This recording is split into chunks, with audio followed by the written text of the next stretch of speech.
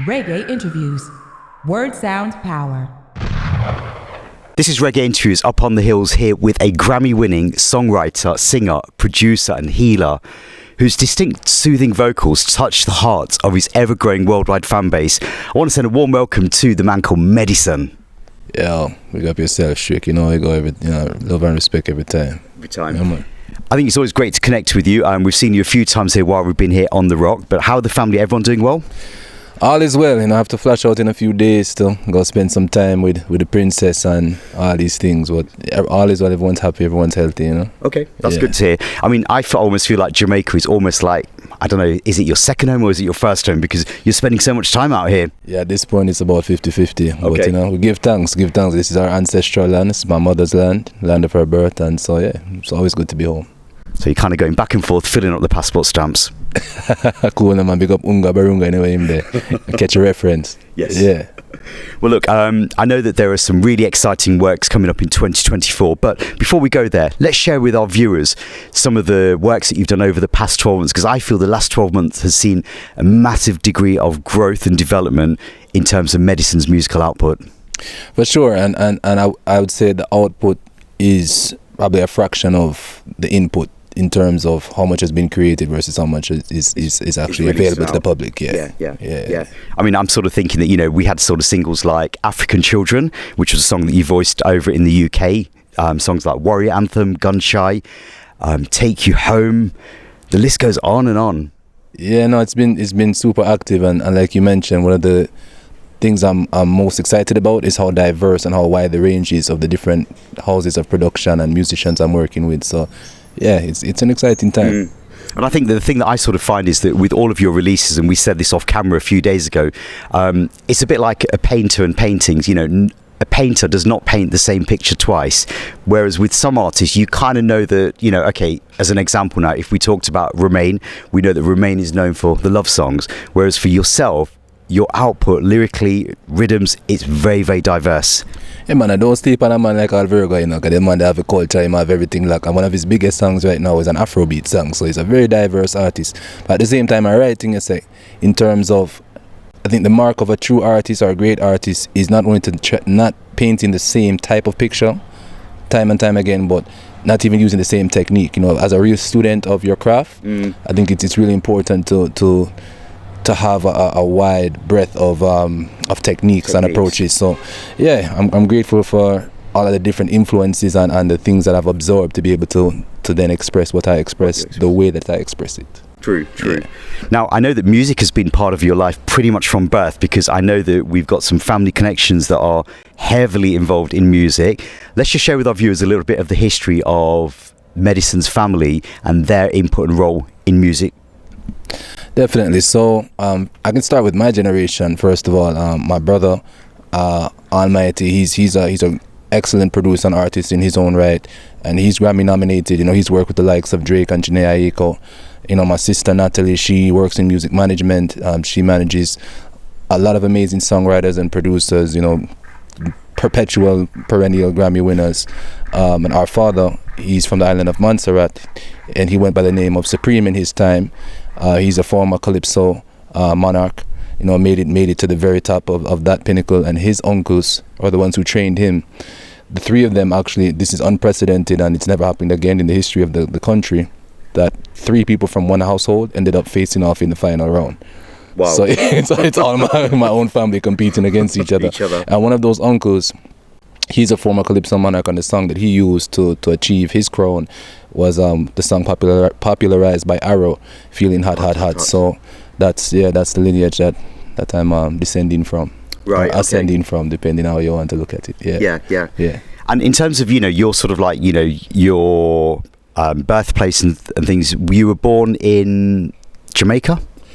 I'm actually born in Boston, Massachusetts, Brigham and Women's Hospital. Yeah, that's the only room I walked out of that I did not walk into.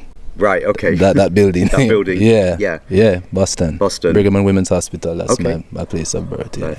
And then in terms of like growing up and, as you've sort of grown older, I think you've split your time between Boston, LA and New York as well.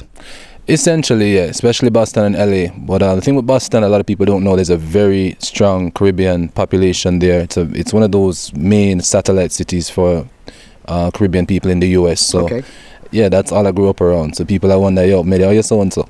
And I grew here, so well, this is what I was around until I entered into like the public school system and then something there. So Caribbean people made them monks. So yeah, it's what I'm used to. Yeah. So I guess that, sort of like, having the parental lineage from two different islands and then living in a different country, I'm almost seeing the reason why there's probably so many influences behind the music that you make. 100%. I mean, I grew up 20 minutes from Bobby Brown in the middle of the New Jack Swing era. I remember when Busta Rhymes touched the road again as someone in the Jamaican diaspora, like automatically I just like clung onto that sound. And yeah, I was right in the hub of so many things. And like, the city's full of Trinis and Bajans, so the soca and calypso influence. Of course, Montserrat is a calypso country as well, so that's a big influence on my sound. And I just, as I grew older, I think it was about the age of 12 or so, I started to build my own music collection and started to diversify and get into Motown and get into, African sounds and Fela Kuti and everything. And yeah, just blossomed from there. Yeah.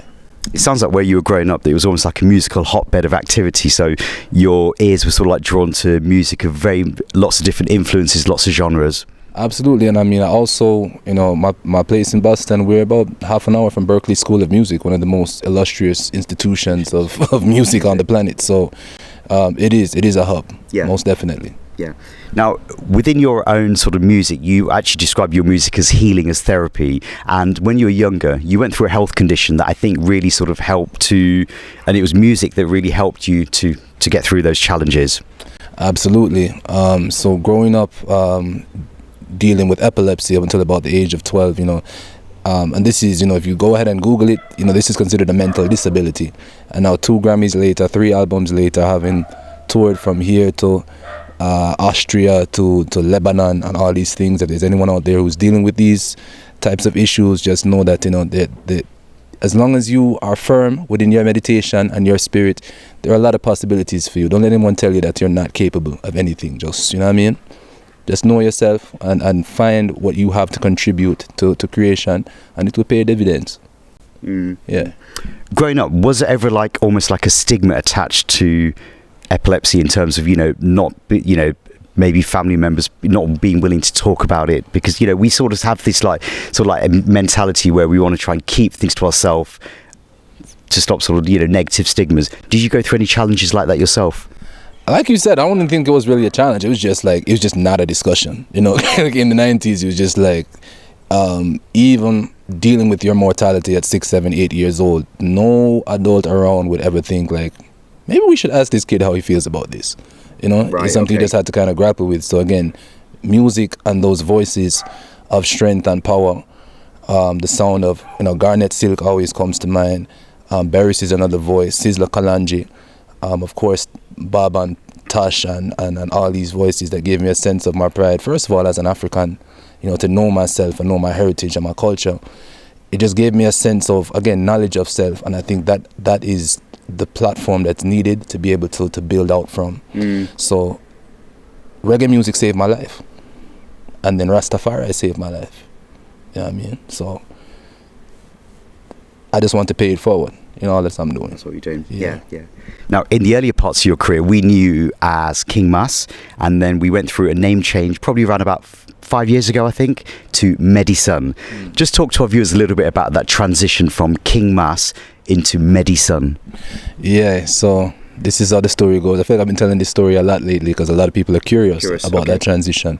But there was a period where I did this journey of 100 days in Africa. I was inspired to spend 100 days on the continent. I managed to achieve that, and I would journal every day. So I remember it was day number 31. I was in what they call Tishwane, what they call it Pretoria. And I was about to fly out to Cape Town the next day. So I was just in a deep meditative space. I'd never been to Cape Town. I'm thinking about the journey that lays before me. And I was in a vehicle, and I was looking out the window at the sun, looking into the sun disk. The sun's different over in Africa. It's big. So I'm looking into this big ball of energy. I just heard a voice say to me that, when this process is over, you're going to take on a new name and a new mission. And that's essentially where MediSun was born. Right, okay. And I imagine that doing the 100-day sort of like trip to Africa, there was almost like personal reasons outside of music that drew you to Africa as well.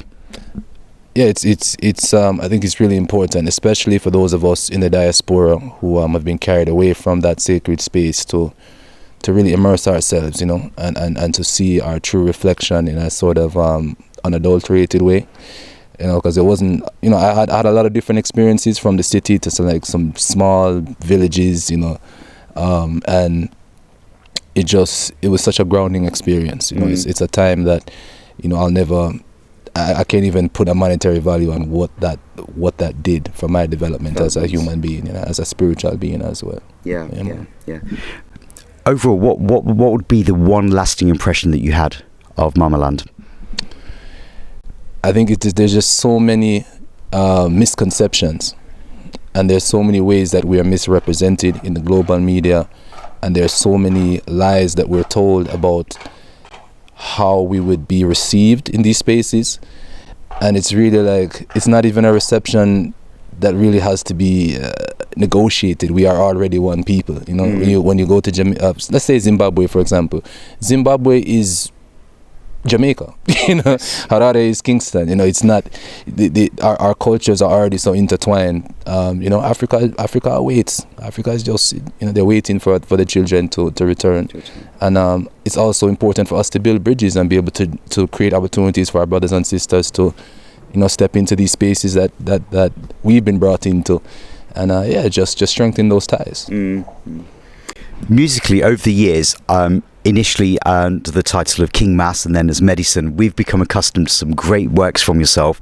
We've produced like King Ivier, Little Lion Sound, Green Lion Crew, Young Pal, and the UK's Stingray Records as well. You work with quite a diverse range of producers. Yes, I do. And funny enough, you know, big up Daye them, because as it turns out, I didn't realize this. I went to London and ended up recording with them, and as we were speaking, we realized that we're also relatives. I remember you telling me about this. Yeah. These are my cousins. So it's really been an amazing journey, and I always say to myself, you know, I'm spoiled. I'm very spoiled when it comes to rhythms and the levels of production I have access to now. It's like, I remember in my early days, and you know, I'm talking like late 2000s, early 2010s, where sometimes I would even just seek out rhythm versions that are popular and just, you know, as a way of saying, I guess, active in the music. I would just jump on rhythms and do things. And now it's like the kind of things that are in my inbox, and it's like the quality is so high. It's hard to even decide, you know, what to approach on any given day. So I give thanks for for this moment and the position I find myself in. Yeah. Working with Daye, I mean, Daye is, you know, one of the premier recording labels over in the UK. I believe that you voiced 2 songs for him, one on the Queen Majesty and then one on the Elevate Rhythm, a song called African Children. What were the vibes like working in that studio? Because it's the studio is called the Big House Studio, and it's just full of vibes. Yeah, and I mean, it's one of those spaces, I would say it's reminiscent almost of like being in like a Digital B. Yep. Or any of those studios where you can feel the essence and feel the energy of the people who step through those doors. You know, you're standing in this booth and it's like, wow, you know, Alton has been here, you know, Dennis Brown has been here, Freddie McGregor has been here, and yeah, I feel like it just provides even more inspiration. So yeah, it's just like, it's always just been, from the first we link up, and when I was there, actually, there was a brother from the Pioneers in the building as well, you know. Yes. And just, feeling that kind of intergenerational exchange of energy, because, you know, what I'm bringing to them, it's, you know, it's new, it's fresh, and at the same time, that vintage sound and that, you know, just the essence of reggae, whether it's the roots or the lovers, it's not easy to find these days. So I think that the blend of those 2 components, it's really, really something special. And it's interesting what you just mentioned about, you know, comparing that studio to somewhere like Bobby Digital Studio, because when Stingray Records was originally, the studio was built, it was actually built following the same design as the late Bobby Digital Studio. I'm well aware, both him and the great ancestor Fatis, you know, both of them, I know they were very instrumental in creating that authentic Jamaican sound out in the diaspora. So, you know, give thanks to those ancestors and the elders who set the pace. Let's talk a little bit about your songwriting. You have contributed to 2 Grammy-winning projects, Morgan Heritage and Kabaka Pyramid. And when we sort of like analyse and study your songwriting, at times it feels like it's on a much deeper level. I mean, I just strive to draw upon the elements necessary for what the mission is, and the beauty of these situations is, especially let's say like a Kabaka, for example, it's like my brother, like my daughter call him uncle and all these things, he's family. So because I know him so well, it's easy to channel the right frequency to accomplish a mission as it relates to him. And I think that's what I really love and full joy about the songwriting process. It's not just about, this song is good, let me just throw it at this person. I actually like to get to know the person I'm dealing with, so that I can then, again, bring forth the right sound for that specific energy. And it's almost, I like the challenge, because I work, like you said, it's a diverse range of artists. You have him, you have like Trisha Mora over in Germany, out of Kenya. I've written songs that have gone to like a Chris Martin, different people. So all these different instruments, because people have different voices, different tones, different mentalities, attitudes. So you have to literally go into the character of this person. And it's fun for me. Fun for you, yeah. Are there any sort of like particular times in the day when you feel that your creative sort of juices as a songwriter are at the highest? Usually for me, it's actually, I'm a day person, believe it or not. I know most people, the stereotype is that musicians are like, these night owls. Night owls. Not me. Not you. Not me. I'm a daytime person. The best time for me is after I've risen, meditate, do my thing, usually go do some exercise. And I find that when my body is in motion is when the most ideas just forward without any effort, because I'm otherwise occupied. It's like my mind is free. Yes. Yeah.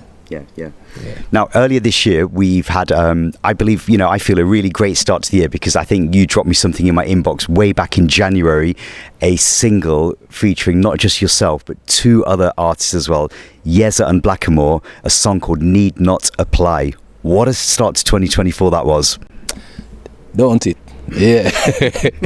Them say picky head boy, need not apply. Yeah man, big tune, It's been a couple of years in the making. Big up Blackamoor, he's the one who brought me into the project with him and Toho out on the west side there in Oakland. And he brought me the riddim. And then I started the concept of he put his verse on it, and we're just like, man, we need something to seal this up. And you listen to the subject matter talking about, because this was done in the heart of the pandemic as well, or the pandemic, anything they want to call it.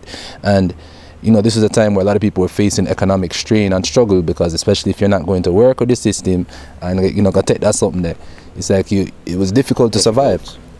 And it almost felt like a new apartheid or a new kind of segregation. Like there's one side, either you're in or you're out. And the black woman, especially in corporate spaces, I think has faced a different level of discrimination from anybody else on the planet, just because of how her hair and her appearance naturally is formed. So I knew in myself that we have to have a sister on this track, and there was no other decision that made sense to me but Yeza, because she's so adamant about embracing her curvaceous, beautiful African self.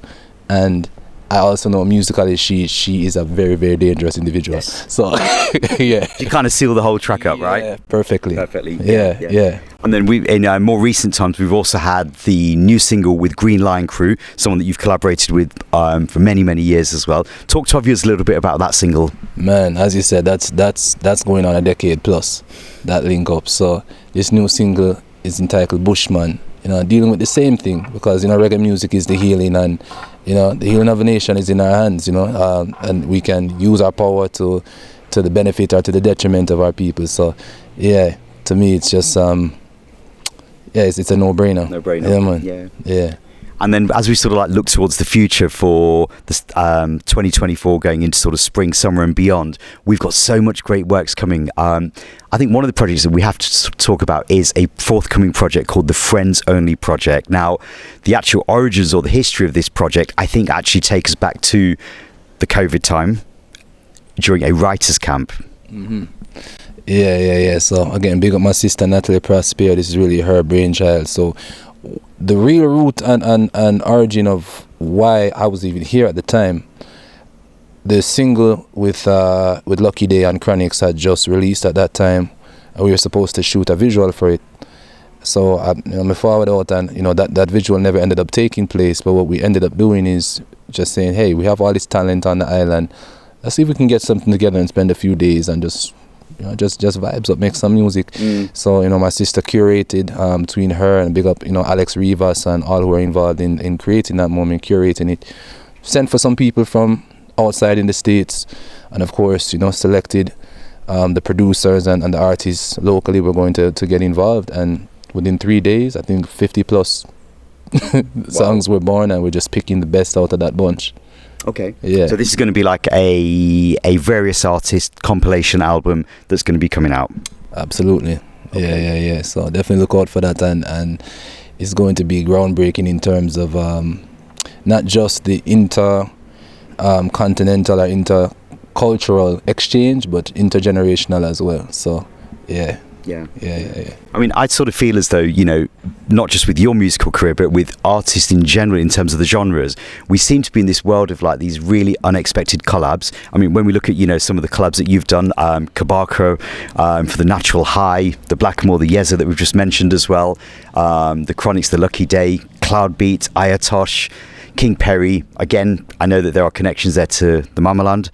And I feel that this Friends Only project is going to be one of those projects where we're going to have these combinations that you wouldn't even be able to dream up. For sure. Prepare to be surprised. Expect the unexpected. Right, okay. Yeah. Okay. Yeah. So, do we have any estimated release dates for this Friends Only project, or are we sending later on down in the year?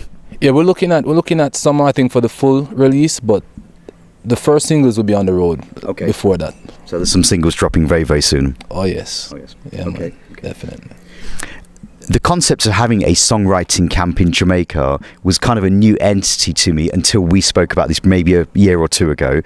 Is this still something that, is commonplace within the Jamaican music industry?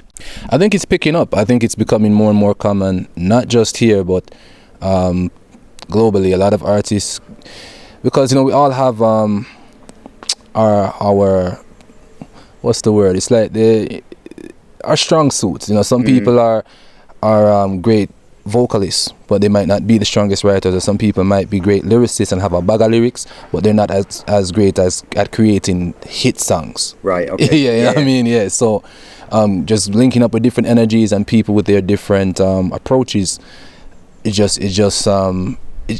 can create some really special combinations. It's almost like being in a lab somewhere as a scientist, and you're just putting compounds together and seeing how things react. And when you find the right formula, it's magical. It's magical. Yeah. What are some of the key things that you as a person have sort of learnt and picked up from the writing camps? Ego. Okay. Leave it at the door. Check it at the door, because you never know. You don't know who is who.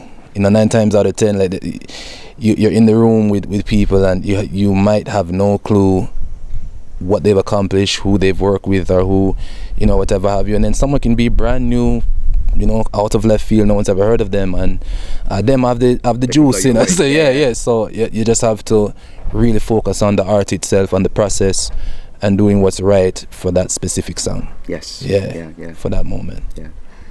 Now, musically, as well as the Friends Only project that we've just spoken about, we've got a project that you're going to be working on as a rhythm juggling that's coming out from the Harmony House Next Generation. Now, I think that, you've become sort of almost like part of the family now of Harmony House. I know that you and Rashid have a really good bond, almost like brothers. How did you two first connect? Yeah, man. Actually, it was at that camp. It was at the Friends Only camp, and it's from the moment he walked in the door. But did you even know who him be? I didn't know nothing about his last name or nothing like that. Him just walking as a Ras. He's in his basketball gear, and if there's 2 things I love, it's reggae music and basketball. And so that's where we away with this kind of click. And from that time, as you said, it's become a family thing. Beres has taken me as one of his children. And he's groomed so many artists over the years. But the level of investment he's brought into my process, it's more than what I can even describe. But as you said, we're working as the next generation to just keep on building on the foundation that he set. We have a juggling on the way. My single is by the name of Skin Deep. You know, it's going to be all about love, different types of love, self-love, you know, intimacy between man and woman, of course. And yeah, it's going to be, you know, we have a few songs on the juggling already. Yes. We're not going to call any names, but it's going to be magical. It's going to be heavy. Yeah, man. Yeah. I remember, I think it was probably around about 2 years ago, there was a rhythm juggling that came out on Harmony House. Now, I'm from the vinyl generation where I sort of study record labels, and when I see something on, let's say, a Penthouse or an Exterminator or Harmony House, I don't need to listen to it, you just buy it. Yeah. And then now we live in this sort of digital age, you don't really always know who is the producer behind the juggling unless you look very carefully at the artwork. And there was this juggling that came out, and I think that Merciless was on it, Beres Hammond, you know the one that I'm talking about, exactly. And then MediSun. I'm like, this doesn't really sort of like fit together for me.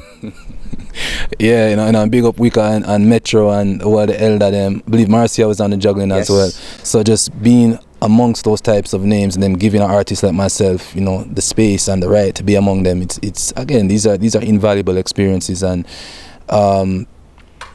you know, Merciless, that song I believe was one of his last recordings, you know. So it was an honor, you know. I remember the day that, if you listen to the harmonies on the chorus, you know, we were listening the track one more time before it went out, and Uncle B said, "Oh, kid, feel like you want some harmonies, you know. Go in our booth." So you'll actually hear his voice and mine, you know, supporting Merciless within that last go. One of my favorite DJs in our theme time. So yeah, you know, the House of Harmony, there's so many, you know, I've even had the honor of being allowed to access the archives, the vault, and hearing some of the voices that are in there, you know, many of them are no longer with us, you know. Yeah, so it's a sacred, it's like a temple every time I step through those doors, you know, and you know, so big up the sensei, Dr. Hammond, you know. Yeah. I mean, I think that, you know, that label has had such a prolific history since the 80s. The quality and the consistency has always been up there. And you mentioned that, you know, Dr. Beres Hammond, we'll give him his rightful title, has helped to really sort of nurture the careers of lots of younger artists. So, you know, notable names include people like Jacure, Sizzla Kalonji, Ginger as well. So I think, you know, to put yourself in that same mantle, he obviously sees the potential. Hey, I know what I'm saying. I think I have to check his prescription, because I probably need those same goggles. So anything what him say, him never yet go wrong in the music. So yeah, man. Okay. Grateful. And if everything that we've spoken about isn't enough, we've also got another project that you're working on as well, a EP that you're working on that's a self-produced EP with maybe some contributions from some other producers. For sure. This I can afford to call some names because we've gotten down to the point of, you know, finalizing that track list. So we're going to have contributions from the likes of Philip McFarlane of Earthcry. We're going to have Dre Tegs. We're going to have JLL, of course. You know, a lot of some of the usual suspects I've worked with in the past. But yeah, it's going to be another very diverse project. A lot of different sounds. And it's all about the healing vibration, you know. Yeah, okay. It's all about bringing more love and more unity and more peace into Iration. So, yeah, steady up on the mission. Some of those names that you just called, people like Philip McFarlane, JLL, I feel that they're at the forefront of production, and in some respects, I feel that their productions are not sort of getting heard by as many people as I would like to ideally hear them, because when you actually study and look at what they're doing, it's on a similar level to some of the great works that have come from this island from the 70s, 80s, 90s and beyond. Yeah, man, absolutely. I think this is an amazing time in Jamaican music. You know, a lot of the talk that I'm hearing is how, you know, this generation of reggae music has somehow dropped the baton that we're not operating on that level, as you said, from those times. But as you said, I think it's a matter of exposure. This is a great time to be an artist. I'm very glad to be a part of the crop of singers that are active currently, and the types of production, as you said as well, that because I just think there's so much freedom, and I mean, when you look at the roots of the music, it's always been that. It's always been, you know, you have the soulful element, you have the deep roots element, you have the pop kind of reggae element, and it's all still there and it's active. But I think maybe because it's more of a fusion vibes, or also, you know, we live in this algorithmic time, and even what constitutes a hit song now has become so, it's a gray area. So I'm just looking forward to the time where the larger platforms will see and identify, like with ones like yourself. You know, we give thanks to ones like Daye and other people who really curate platforms that give exposure to the sounds that the people need to hear, but it's not necessarily getting to them. It's not that they don't want it, it's just not getting to them. Getting to them. Yeah. In terms of stage performances, touring, you know, we've been really fortunate to have witness you live on stage, and if people were to listen to your songs on digitally and say that your voice is mesmerizing, you take it a whole level higher when you perform live. Yeah, so we go. True. Hey, listen, I'm just one thing I'm grateful for is the element of surprise, you know, because Eve, all that show that we see me upon the other day, you know, Love a Dub, is like I heard through the grapevine that when I was brought forward for that show, they looked at my image and my profile and them said, no, you feel like we should have put the artist there, because I'm a Rasta man, I'm a fireball man. We could put him for one culture show, and I big up the sister named Carlene, and she kind of fight for me and said, no, trust me, listen the catalog, listen the youth. Yeah, I'm a singer. So, you know, give thanks for that element of surprise and that level of versatility. Yeah, because we have the fire same way, you know. I know. Yeah.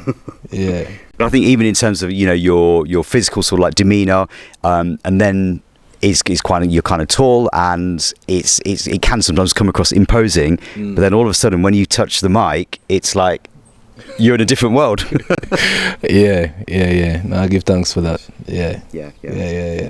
Well, look, Medi, I really give thanks for you for sharing with our viewers today of Reggae Interviews a little bit of an insight into some of the works that are forthcoming. I feel that we're in a really exciting time, just like you said a few minutes ago, in terms of what's coming out of musically, in terms of coming not just from Jamaica, but all four corners of the globe, because I think reggae music is being embraced and made all across the world. And I think that, you know, the distance between the continents is getting smaller and smaller because of technology. Most definitely. And also, we've had so many generations of exposure to each other's sounds now that nobody can claim that they're not influenced by, you know, the other side. Yeah. So, it's an amazing time. I give thanks to you for your time once again, and we look forward to seeing you over in the UK very, very soon as well. Give thanks. Not long from now. Big up yourself. Yeah, Reggae Interviews, MediSun, the steady one. Pure love every time. Reggae Interviews. Word, sound, power.